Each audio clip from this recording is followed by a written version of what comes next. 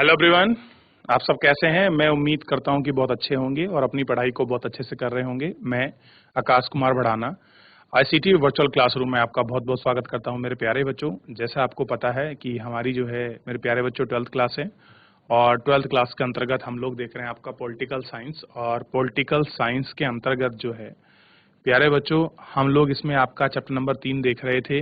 नियोजित विकास की राजनीति पर हम लोग आपका बात कर रहे थे। 2 लेक्चर हम लोग इसमें कंटिन्यू कर चुके हैं। आज हम लोग तीसरे लेक्चर की तरफ आगे बढ़ेंगे।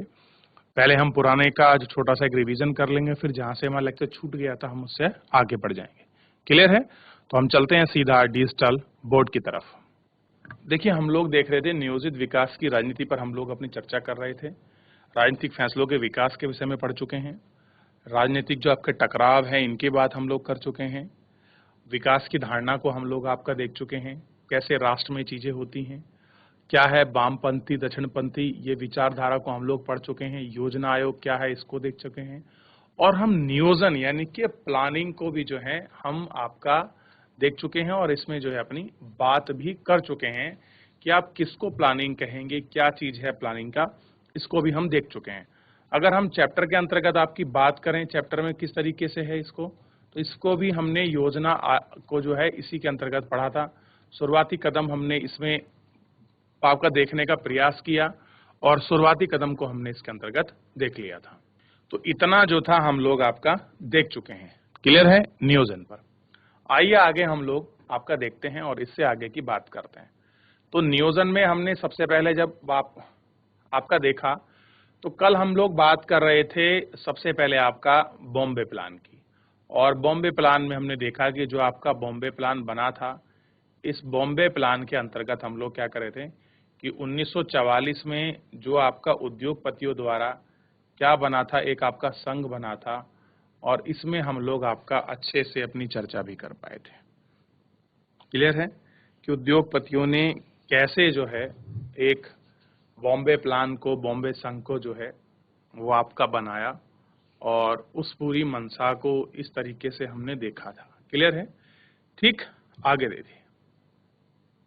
और क्या था इसमें कि क्या चाहते थे कि यहाँ भारत में क्या हो, उद्योग और आपके व्यापारिक जो चीजें हैं ये सारी चीजें आपकी बढ़ सकें और ये सारी चीजें हो सकें, इन पर आपका विशेष गौर करके बात किया गया था।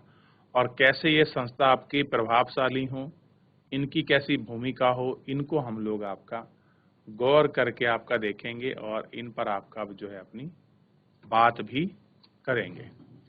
अब हम आज बात करेंगे सबसे पहले शुरुआती कदम की। क्या थे इनके शुरुआती कदम? इन शुरुआती कदम को जो है हमको आपका देखना है। ठीक, सोवियत संघ की तरह भारत के योजना आयोग ने भी पंचवर्षीय योजनाओं का विकल्प चुना। क्या जिस तरह से सोवियत संघ में आपकी पंचवर्षीय योजना थी ना, ऐसे ही भारत ने भी क्या करा कि हम भी अपने यहाँ जो है 5 ईयर प्लानिंग को लेकर आएंगे और 5 ईयर प्लानिंग को हम लोग चलाएंगे। ठीक, इसके पीछे सीधा साधा विचार था कि भारत सरकार अपनी तरह से एक दस्तावेज तैयार करेगी जिसमें अगले 5 साल के लिए उसकी आमदनी और खर्च की योजना होगी। क्या करेगी? जो पिछला 5 साल आएगा उन 5 साल में उसकी क्या होगी, आपका आमदनी होगी और उसकी आमदनी और खर्च का क्या होगा, ब्यौरा होगा। इस योजना के अनुसार केंद्र सरकार और सभी राज्य सरकार के बजट को 2 हिस्सों में बांटा जाएगा। क्या होगा? चाहे कोई आपकी केंद्र सरकार हो चाहे आपके राज्य सरकार हो, उन्हीं को क्या करा जाएगा, उनको बजट को जो है 2 हिस्सों में बांटा जाएगा। एक हिस्सा गैर योजना व्यय का था, इसके अंतर्गत सालाना आधार पर दैन मदों पर खर्च करना। दूसरा हिस्सा योजना व्यय था। क्या था? योजना व्यय था। योजना में तय की गई प्राथमिकताओं को ध्यान में रखते हुए इसमें 5 साल की अवधि में खर्च करना था। 5 पंचवर्षीय योजनाओं का अमल करने का एक फायदा यह था कि सरकार के सामने अर्थव्यवस्था की एक बड़ी तस्वीर थी और यह अर्थव्यवस्था की लंबी अवधि तक हस्तक्षेप कर सकती थी। और क्या कह रहे थे कि जो पंचवर्षीय योजना है उन पंचवर्षीय योजनाओं को अमल करने का फायदा क्या था कि सरकार जो है, सरकार के सामने एक अर्थव्यवस्था की बड़ी तस्वीर थी और ये एक लंबी अवधि थी जो आपका हस्तक्षेप को आपका खड़ी करती थी। ठीक, तो आप देख सकते हैं कि कैसे पंचवर्षीय योजनाओं में ये निर्धारित कर लिया गया कि हम किन योजनाओं पर खर्च करेंगे, किन योजनाओं पर आपका खर्च नहीं होगा, कैसे नीतिगत चीजें होंगी, क्या इनके मितव्यय चीजें होंगी। इन सभी को हम लोग आपका देख रहे थे और इन सभी पर हम लोग अपनी बात भी कर रहे थे। तो इस तरह से इन सभी चीजों पर गौर करने की क्या थी, विशेष आवश्यकता थी। ठीक है, अब कह रहे हैं कि प्रथम पंचवर्षीय योजना का स्वरूप देखिए कि जो पहली 5 ईयर प्लानिंग थी उसमें क्या था, किस तरह की चीजों को उसमें रखा गया। आइए इस पर विचार करते हैं। कह रहे हैं कि 1991 में प्रथम पंचवर्षीय योजना का प्रारूप जारी हुआ और इस साल नवंबर में इस योजना का वास्तविक दस्तावेज भी जारी हुआ। देखिए, पहली जो 5 ईयर प्लानिंग कब थी, 1951 में हमारे सामने पहली पंचवर्षीय योजना जो थी वो आ गई और उसको लागू कर दिया गया। ठीक, और इसी साल नवंबर में इस योजना का भी दस्तावेज जारी किया गया, जिससे देश में गहमा गर्मी का माहौल पैदा हुआ। जीवन के हर क्षेत्र में, मसलन बुद्धिजीवी, पत्रकार, सरकार, गैर सरकारी क्षेत्र, कर्मचारी, उद्योगपति, किसान, राजनेता आदि योजना के दस्तावेज पे व्यापक बहस मुहैया चलाए। और क्या हुई, इनकी जो मोज थी, ये सारी चीजें आपकी व्यापक हो गई और जो था उन पर बहस चलाना आपका शुरू कर दिया। नियोजन को लेकर देश में गहमा गर्मी पैदा हो गई।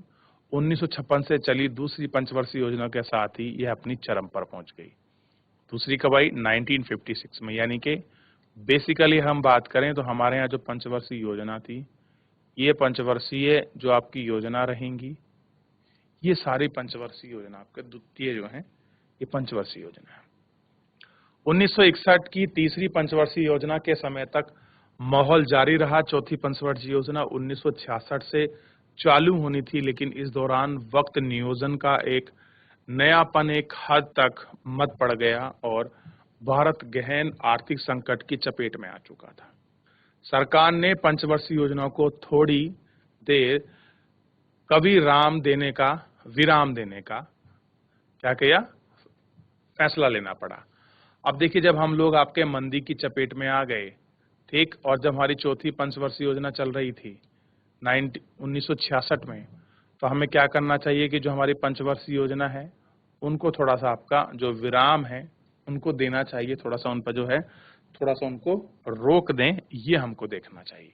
हालांकि इस योजना की प्राथमिकताओं और प्रक्रियाओं को लेकर आलोचना सामने आई, लेकिन यह बात सच है कि इस वक्त भारत के विकास की बुनियाद पड़ चुकी थी। तो इतना ध्यान रहेगा आपको कि क्या थे शुरुआती कदम, तो ये सारे थे नियोजन के लिए ही था कि कैसे हम प्लानिंग करें ताकि इन पर ये सारी चीज क्या हो जाए, इम्प्लीमेंट हो जाए। इसी को लेकर आपका जो हमारे शुरुआती कदम थे, जो हमारी योजना थी, वो आपका चल रही थी ताकि हम लोग इनको वास्तविक रूप से जोड़ पाएं और इनको हम लोग आपका वास्तविक जो चीज है हम उससे सारोकार कर पाएं। क्लियर है? तो ये सारी चीजों को देखना जो था बेहद आपका जरूरी था। ठीक है, आप इसको देख लीजिए, इन पर जो है अपना विचार भी कर सकते हैं कि कैसे वो बेहद जरूरी था, क्या चीजें थी। अगर हम इसमें बात करें, सबसे पहले आएगा आपका, हम एक एक करके हम सारी योजनाओं को आपका गौर करेंगे और सारी योजनाओं को ही हम लोग इसके अंतर्गत आपका देख लेंगे कि सारी योजना कैसे थी। तो इसमें सबसे पहले एक पंचवर्षीय योजना आई थी, इसका नाम था प्रथम पंचवर्षीय योजना। तो सबसे पहले मेरे प्यारे बच्चों, आप इसके टाइम पीरियड को जितना मैं आपको बता रहा हूं, आप इसको इतना नोट कर लीजिए।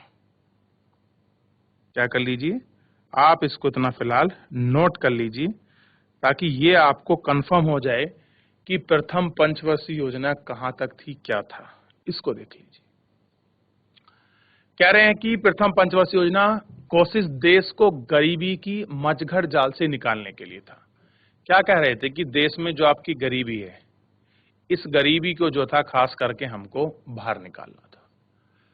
की योजना को तैयार में जुटे विशेषज्ञों ने के राज थे। इस युवा अर्थशास्त्री की दलील थी कि अगले 2 दशक तक भारत में अपनी चाल धीमी रखनी चाहिए।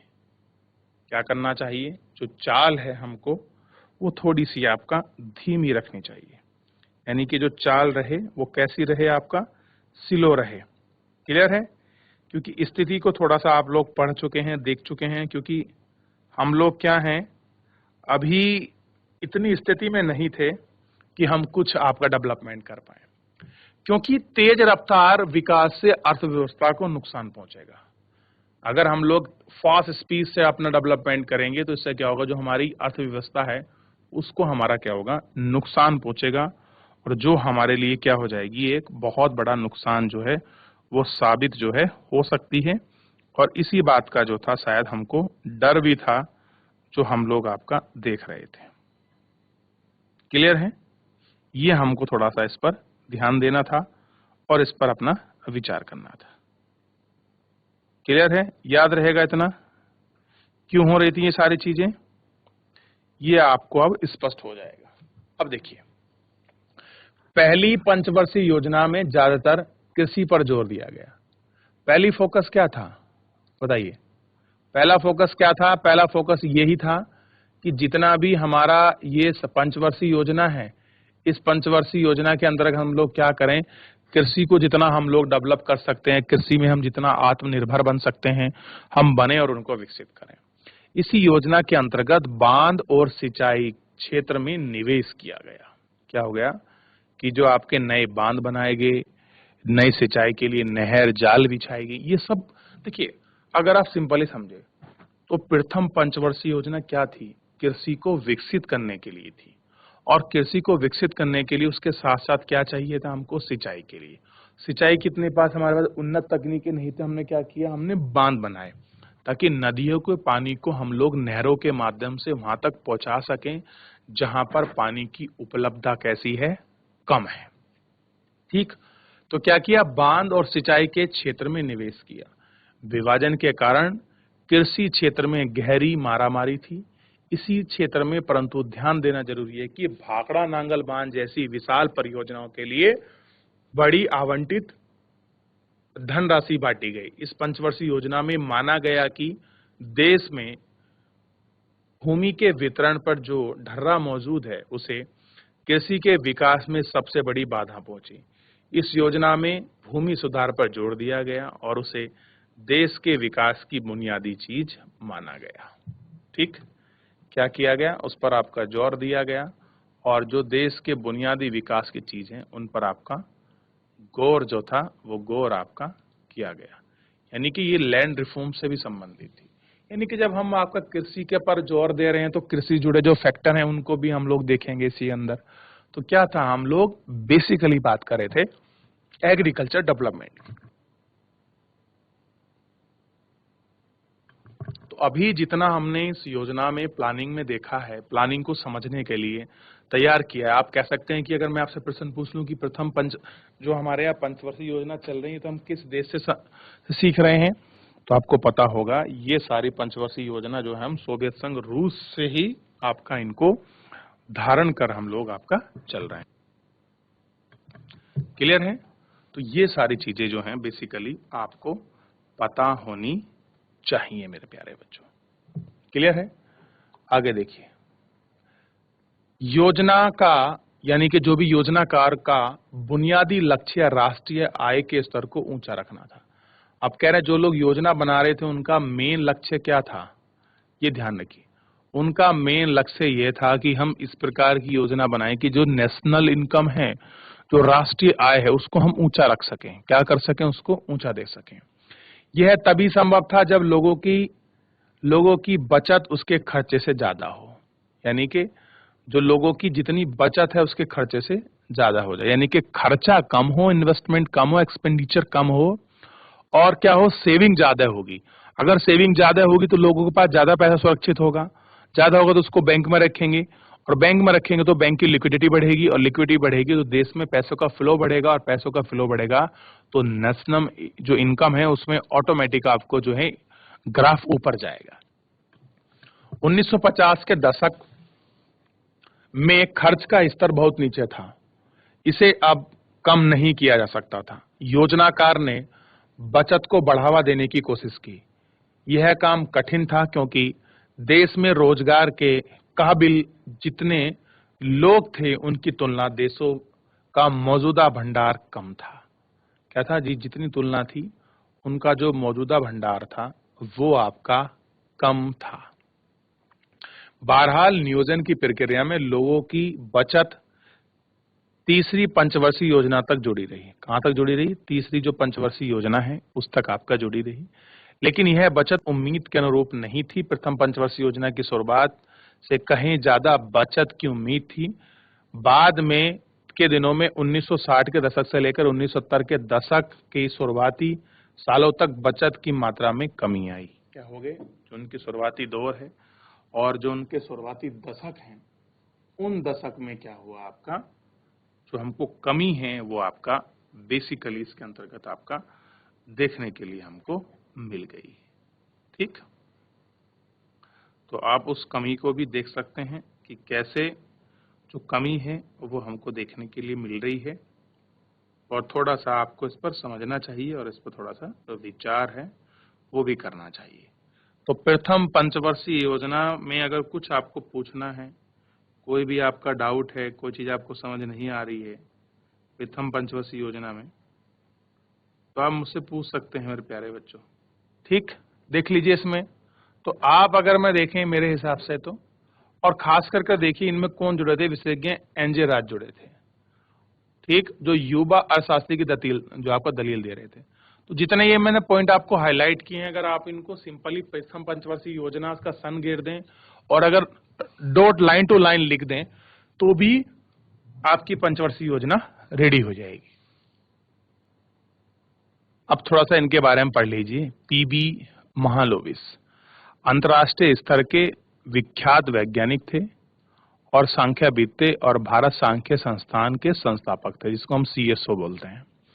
दूसरी पंचवर्षीय योजना के योजनाकार, तीव्र औद्योगिक विकास, सार्वजनिक क्षेत्र की एक्टिव के क्या थे, सक्रिय संस्थाओं थे, समर्थक थे। कि जितना भी भारत में उद्योग लगा है ना, इसमें पीबी महालोविस की बहुत बड़ा योगदान है। ठीक है, आइए देखते हैं। तो प्रथम पंचवर्षीय योजना में कुछ है अगर तो आप पूछ लीजिए, नहीं तो हम क्या करते हैं, औद्योगिकरण का जो तेजी से रफ्तार है इसके विषय में थोड़ा सा जो एक क्रम है उसको हम लोग पढ़ लेते हैं और उस क्रम को आपका गौर करके हम लोग देख लेते हैं। तो औद्योगिकरण की तेज रफ्तार पर हम लोग बात कर रहे हैं। दूसरी पंचवर्षीय योजना में भारी उद्योग के विकास पर जोर दिया गया। ध्यान देना है, बेसिकली क्या था कि हम क्या करेंगे, इसमें जितने भी हमारे भारी उद्योग हैं हम उनके विकास पर जोर देंगे। और ये वहां बच्चों किसके मॉडल पर आधारित थी योजना? तो पीबी महालोविस के मॉडल पर आधारित थी। ठीक, योजना थी।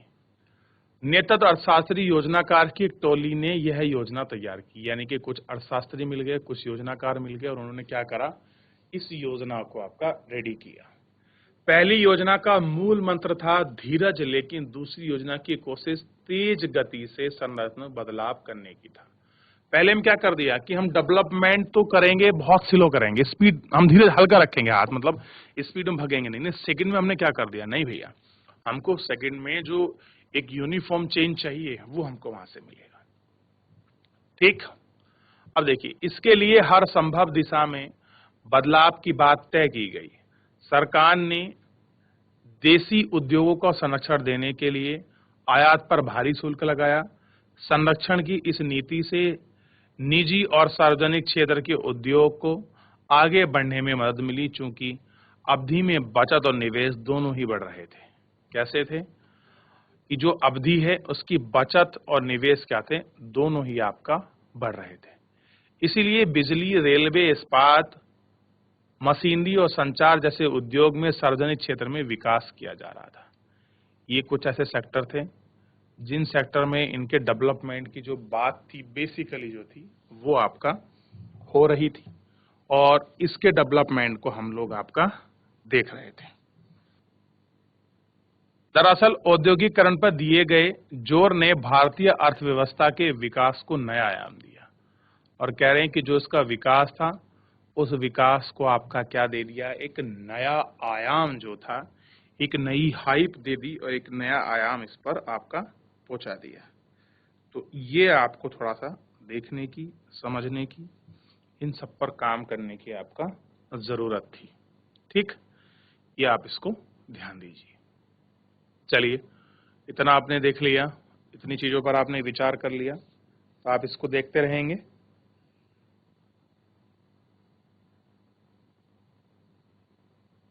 आगे देखिए, तो हम क्या करेंगे, बिजली पर ध्यान देंगे, रेलवे लाइन पर ध्यान देंगे, इस्पात बनाएंगे, मशीनरी बढ़ाएंगे, संचार जैसे जो उद्योग हैं उनको हम सार्वजनिक क्षेत्र में, सार्वजनिक का मतलब पब्लिक सेक्टर में ही हम उनको तैयार करेंगे और उनका डेवलपमेंट करेंगे। बहरहाल इसके साथ कुछ समस्याएं थी।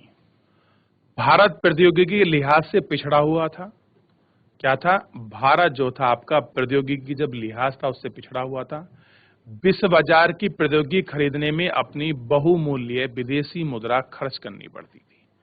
अगर हमसे विदेश से कोई हमको टेक्नोलॉजी खरीदनी है तो हमें क्या करना पड़ेगा, अपनी मुद्रा को फॉरेन मुद्रा में एक्सचेंज करना पड़ता था और तभी हम कोई चीज खरीदते थे। मान लीजिए हम तो यहाँ के 1 लाख रुपए दे रहे हैं, लेकिन जैसे ही हम लोग उसको विदेशी मुद्रा में चेंज करके बिकवाते तो हमारे 1,30,000 रुपए हो जाते थे या 40 हो जाते, आधे बचते थे।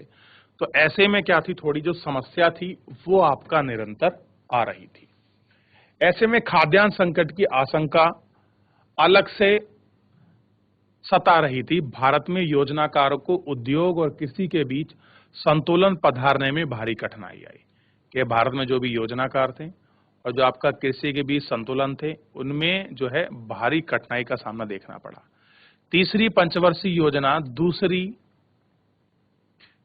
योजना से कुछ खास अलग नहीं थी। आलोचक ने ध्यान दिलाया कि इस समय योजना की रणनीति में सीधे सीधे शहरों की तरफदारी की नजर आई।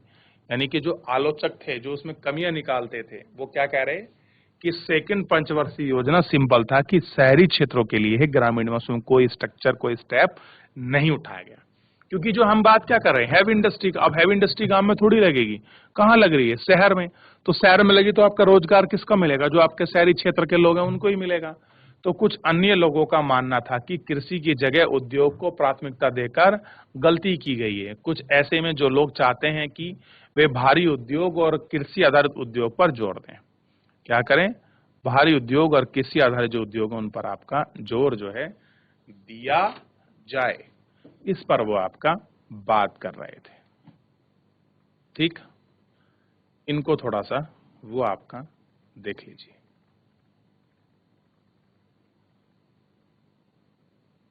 चलिए, तो थोड़ा सा एक बार जो है इसमें पहली और दूसरी पंचवर्षीय योजना का आवंटन है। इसमें देख लीजिए, पहली पंचवर्षीय योजना को रेड कलर से दिखाया है, दूसरी को ग्रीन, थोड़ा सा अलग कलर से दिखाया है। इसको देख लीजिए, तो पहली में कृषि रेट दिखाया, दूसरे में सामुदायिक विकास को दिखाया, सिंचाई एवं बाढ़ नियंत्रण में दिखाया, इन सबको एक एक करके आपका दिखाया। खनन और उद्योग को दिखाया, संचार और परिवहन को दिखाया, ऊर्जा को दिखाया, सेवाएं और शिक्षाओं को दिखाया, आदि आवास और इन स्वास्थ्य की जो सुविधाएं हैं इन सभी कर आपका इसमें जो है आपको इन्होंने बेसिकली जो है इनकी बात की है। ठीक, इसको देख लीजिए, विकास के प्रमुख मद, ये देख लीजिए। अब देखिए, हमने पहली में एग्रीकल्चर की बात की थी, दूसरे में हमने सामुदायिक विकास की बात की, सिंचाई में हमने 70% बढ़ाया, नियंत्रण हम कितने में रहे, 10.1 पर रहे, उद्योग में खनन, देखिए खनन आपका प्राथमिक क्षेत्र है, द्वितीयक में देख लीजिए कहाँ गया, परिवहन ट्रांसपोर्ट, इस तरह से इनका पैराग्राफ था। एक बार इसको डायग्राम को थोड़ा सा गौर कर लीजिए और इस पर थोड़ा अपना विचार देखिए, फिर आप इस पर बात कीजिए। अगर कोई चीज ऐसा लगता है जो आपको समझ नहीं आ रहा, पूछ लीजिए आप मुझसे।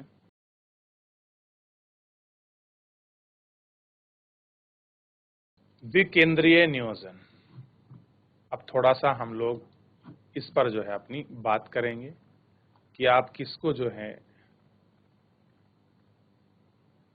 विकेंद्रीय नियोजन के अंतर्गत इसको रखते हैं और क्या है इनकी आधारशिला, थोड़ा इस पर देखते हैं। और इस पर हम लोग अपना खास गौर भी करेंगे। जो ये विवाद है इसको हम विवाद की स्थिति को बाद में देखेंगे।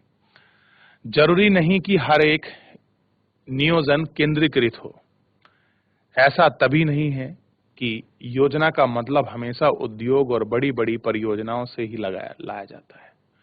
कह रहे कि हमेशा आप ये मतलब नहीं समझ सकते कि जितनी भी बड़ी-बड़ी परियोजना है, इन योजना परियोजनाओं में जो है एक अलग से लाया है। केरल में कि केरल के विकास और नियोजन के लिए जो रास्ता चुना उसे केरल मॉडल कहा जाता है।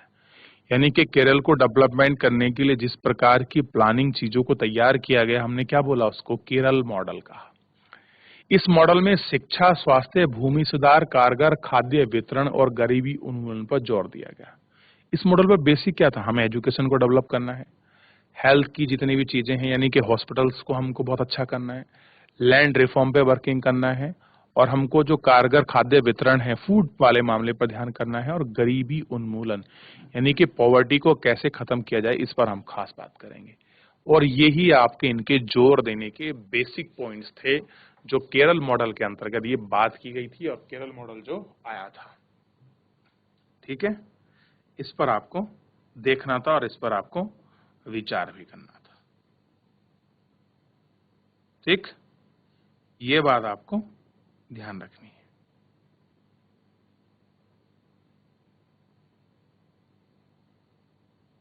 अब देखिए, केरल में प्रति व्यक्ति आय अपेक्षाकृत कम है। अगर आप वहां देखोगे, केरल में जो व्यक्ति हैं, अगर आप उनकी पर कैपिटल इनकम की बात करोगे, वो थोड़ा सा जो है केरल के मॉडल में वो आपको कम दिखाई देगा। क्या मिलेगा आपको? कम दिखाई देगी।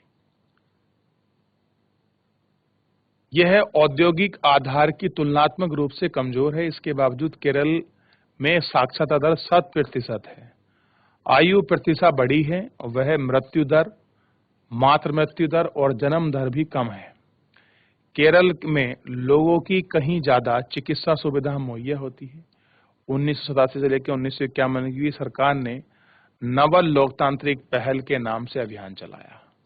इसके अंतर्गत विकास के अभियान चलाए गए जिसमें विज्ञान और पर्यावरण के मामले में 7% का अभियान शामिल है। इन अभियानों की रूपरेखा इस तरह से बनाई गई है कि लोगों ने स्वयंसेवी नागरिकों के माध्यम से विकास की गतिविधियों में सीधा शामिल है।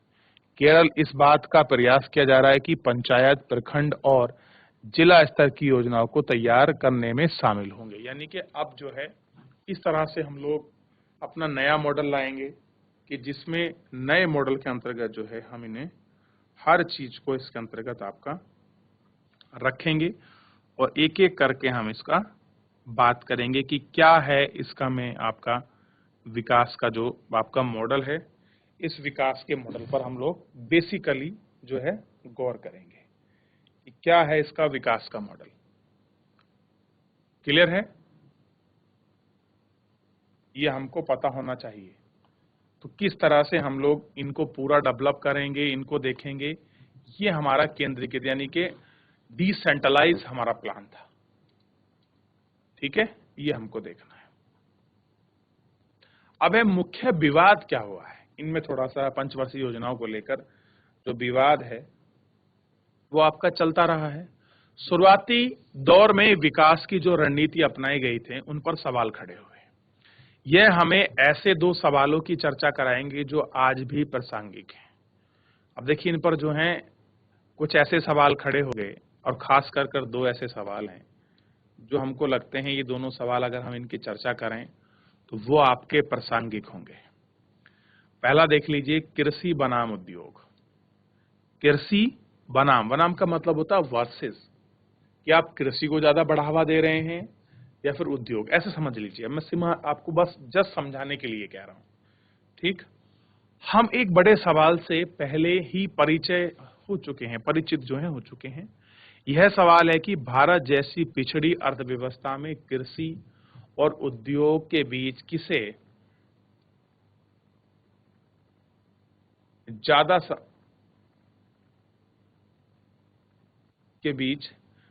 संसाधन लगाना चाहिए। अब हमारे सामने समस्या है कि हम कृषि में ज्यादा डेवलपमेंट करें कि उद्योग में, अपने संसाधनों को कहां पर खर्च करें, बताइए। कईयों का मानना है कि दूसरी पंचवर्षीय योजना में कृषि के विकास की रणनीति का अभाव रहा है। कह रहे जब दूसरी पंचवर्षीय योजना लगाएगी उसमें कृषि के विकास को जो था वो आपका नहीं देखा गया, और इस योजना के दौरान उद्योग पर ज्यादा ध्यान देने के कारण खेती और ग्रामीण इलाकों चपेट में आ गए। क्या करा, इसमें बस उद्योग पर जोर दिया और जितना भी ग्रामीण क्षेत्र था वहां पर जो है एग्रीकल्चर आपका डाउन होगी, और उन्होंने क्या किया, वहां पर इनका ध्यान नहीं दिया। जेसी कुमारप्पा जैसे गांधीवादी अर्थशास्त्रियों ने एक वैकल्पिक योजना का खाका प्रस्तुत किया जिसमें ग्रामीण औद्योगिकरण पर ज्यादा जोर था। चौधरी चरण सिंह ने भारतीय अर्थव्यवस्था के नियोजन में कृषि को केंद्र में रखने की बात की, पर बड़े सुविचारित और दमदार ढंग से उठाया। अब देखिए, एक नेता हुए हैं चौधरी चरण सिंह, ये आपके भारतीय किसानों के नेता रहे हैं। इन्होंने क्या कहा कि हम कृषि को ऐसा क्यों छोड़ देते हो, आप कृषि को सेंट्रल में क्यों नहीं रखते कि ये मुख्य केंद्र है कृषि, और चीज को बाद में। तो चौधरी चरण सिंह ने कांग्रेस पार्टी में थे, बाद में उन्होंने अलग होकर भारतीय लोकदल नामक पार्टी बनाई। उनका कहना है कि नियोजन से शहरी और औद्योगिक तबके समृद्ध होंगे, इसकी कीमतें किसान और ग्रामीण जनता को चुकाना पड़ेगा। अब ये कह रहे हैं कि अगर आप उद्योग को बढ़ाओगे, डेवलपमेंट दोगे, तो केवल डेवलपमेंट और विकास कहाँ जाएगा आपका, ये आपका ध्यान रखना है, ये केवल शहर में ही जाएगा, और इसका लोगों को जो है, जो ग्रामीण लोग हैं उनको उसका टैक्स चुकाना पड़ेगा। उनका ये कथन क्यों था, क्योंकि जब उद्योग शहरों में लगेंगे तो समृद्धि और रोजगार शहरों में होगा, और जब महंगाई होगी तो गांव के लोग उस महंगाई को नहीं झेल पाएंगे, क्योंकि समृद्धि शहरों तक सीमित रह जाएगी और डेवलपमेंट भी गांव तक नहीं पहुंच पाएगा। इसलिए वो उसका विरोध कर रहे थे। तो मेरे प्यारे बच्चों, फिलहाल आज के लिए इतना ही। मिलते हैं नेक्स्ट लेक्चर में। आप लोग चैप्टर को घर जाकर रिवीजन करिए। कोई डाउट बनता है तो आप नेक्स्ट लेक्चर में जरूर पूछिए। धन्यवाद।